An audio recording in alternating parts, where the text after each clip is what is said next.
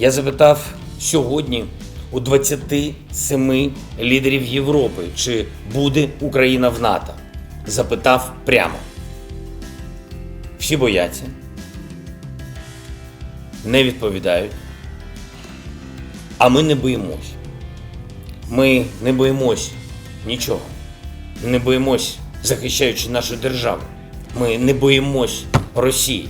Ми не боїмось говорити з Росією. Ми не боїмось говорити про все. Про гарантії безпеки для нашої держави. Не боїмось говорити про нейтральний статус. Ми ж зараз не в НАТО. Але які при цьому у нас будуть гарантії? І найголовніше, які конкретно країни нам їх дадуть. І я залишаюсь в столиці. Моя родина також в Україні. Мої діти також в Україні.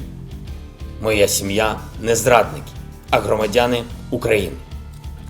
Але де вони зараз знаходяться, я сказати не маю права.